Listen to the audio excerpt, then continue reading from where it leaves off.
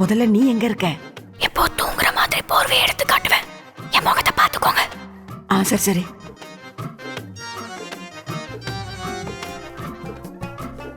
அப்போ 1 2 இங்க இருக்கிறவங்களா தான் இருக்கும்.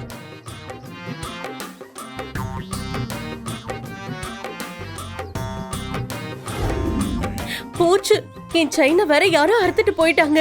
நான் என்ன பதில் சொல்ல போறேன்னு தெரியலையே.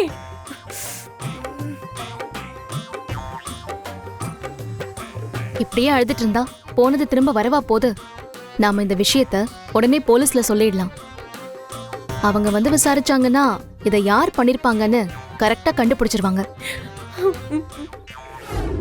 போலீஸ்காரங்க வந்து திருடனை புடிச்சு திருப்பி கொடுத்தா நல்லதுன்னு நினைச்சுக்கலாம். ஆனா திருடனை புடிச்சிட்டாலும் திருடின நகை திருப்பி கிடைக்கவா போகுது? இந்த நந்தினிக்கு நல்லா வேணும். இந்த மித்ரா கூட சேர்ந்துக்கிட்டு நல்லா ஆட்டம் போட்டல, உனக்கு இதுவும் நடக்கும், இதுக்கு மேலேயும் நடக்கும். Sir post.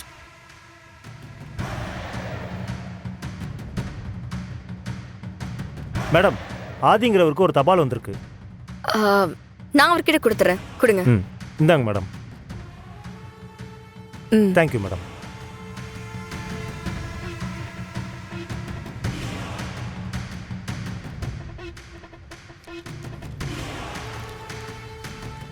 மித்ரா, யாருக்கு லெட்டர்? ஆதி பேருக்கு தான் நான் வந்திருக்கு. என்ன, ஆதிக்கு லெட்டர் வந்திருக்கா? ஆச்சரியமா இருக்கு. என்ன மித்ரா, எனக்கு லெட்டர் வந்திருக்கா? ஆமா ஆதி, இந்தாங்க.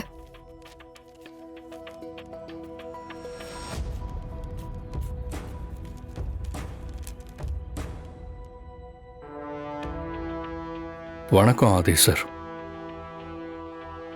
நான் உங்ககிட்ட ஒரு முக்கியமான விஷயத்த சொல்ல ஆசைப்படுறேன். அதுக்காக தான் நான் இந்த லெட்டரை உங்களுக்காக எழுதியிருக்கேன்.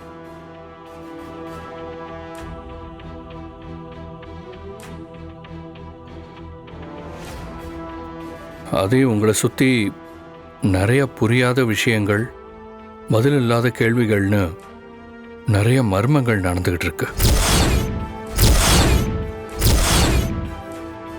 உங்க வாழ்க்கையோட ரகசியங்கள், உங்களை சுற்றி நடக்கிற மர்மங்கள், இது எல்லாத்துக்கும் எனக்கு விட தெரியும்.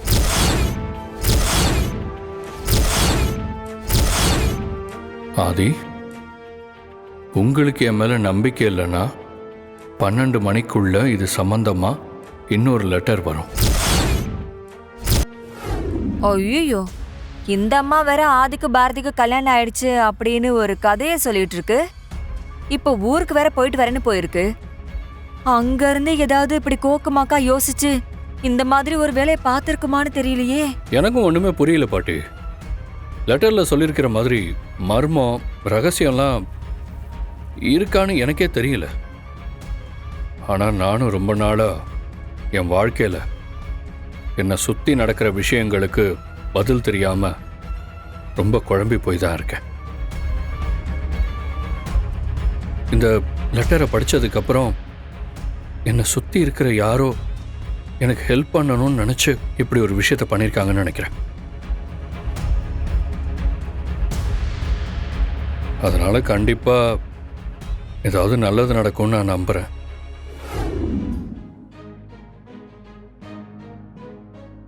என்ன பாரதி, குட்டி போட்ட பூனை மாதிரி அங்க இங்கேயும் நடந்துட்டு இருக்க?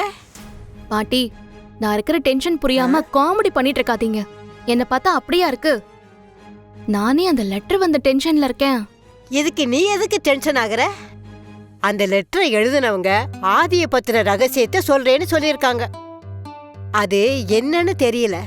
ஆனா உனக்கும் ஆதிக்கு நடுவுல இருக்கிற ரகசியத்தை பத்தி அந்த லெட்டரை போட்டவனுக்கு தெரிஞ்சிருந்து அத சொன்னா நான் ரொம்ப சந்தோஷப்படுவேன். பாட்டி, நீங்க என்ன பேசுறீங்கன்னு தெரிஞ்சுதான் பேசுறீங்களா?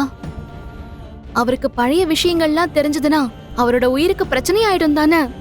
நான் இவ்ளோ நாளா அத பத்தி பேசாம அமைதியா இருக்கேன். நீங்க என்னடா அண்ணா, அத பத்தி தெரிஞ்சாலும் பரவாயில்லங்கிற மாதிரி பேசுறீங்க. மாத்தி மாத்தி பிரச்சனை வந்துட்டே இருக்கு பாட்டி.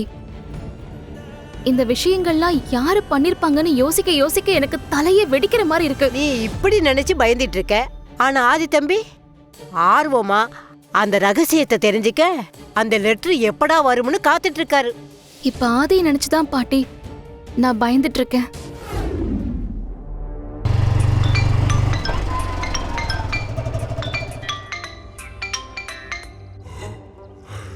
பவானி மேடம் தான் கூப்பிடுறாங்க. மேடம். துரை, இப்போ நீ எங்க இருக்க? இங்கதான் மேடம், ஃப்ரெண்ட் ஒருத்தரை பார்க்கறதுக்காக போயிட்டு இருக்கேன். இங்க பாரு, இது முக்கியமான விஷயம், கவனமா கேளு.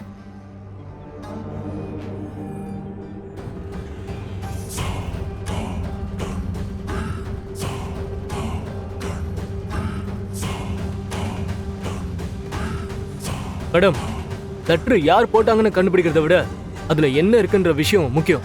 அப்படிதானே மேடம்? அதேதான், நான் சொல்ற மாதிரி செய். சொல்லுங்க மேடம்.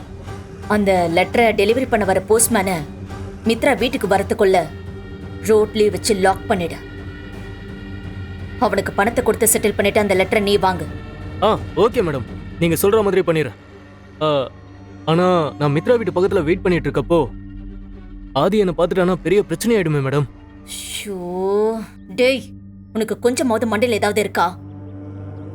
போஸ்ட்மேன் வரதை எங்கேயாவது மறைஞ்சு நின்னு பார்த்து வேலையை முடிச்சுட்டு வா.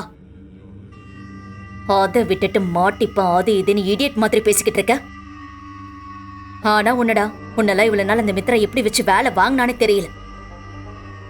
எங்க பாரு, அந்த பிளான் எக்காரணத்தை கொண்டு மிஸ் ஆயிடவே கூடாது. 12 மணிக்கு வர லெட்டர் அந்த ஆதி கைக்கு கிடைக்கவே கூடாது. என்ன வேணா பண்ணு, ஆனா நான் சொன்ன வேலையை முடிச்சுட்டு எனக்கு ஃபோன் பண்ணு, புரியுதா? Okay madam. இங்க பாரு, ஏதாவது சொதப்புன அப்புறம் இந்த பவானி என்ன பண்ணுவான்னு உனக்கு தெரியும்ல? தெரியும் மேடம். இப்படி ஒரு விஷயத்தை எவன் பண்ணிருப்பான்னு தெரியலையே. யாரா இருக்கும்? பண்ணது யாரா இருந்தாலும் நல்லதுன்னு நினைச்சு பண்றானா இல்ல கெட்டதுன்னு நினைச்சு பண்றானா ஒண்ணுமே புரியலையே. சரி சரி, இன்னும் கொஞ்ச நேரம் தான் இருக்கு. அப்படி என்ன ரகசியத்தை சொல்ல போறான்னு தெரியல.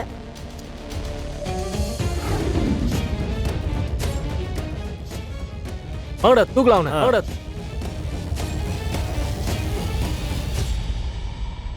ஏய் நிறுத்து. யார் பண்ணீங்க? என்ன வேணும்? எதுக்கு இப்படி வழி மறிக்கிறீங்க? வழி விடுங்க, நான் உள்ள போகணும். எனக்கு வேற நிறைய வேலை இருக்கு. என்ன போஸ்ட்மேன் சார் அதுக்குள்ள டென்ஷன் ஆகுறீங்க?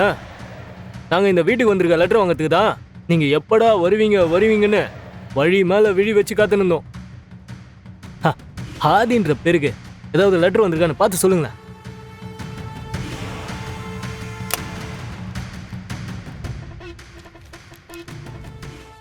ஆமா, வந்திருக்கு.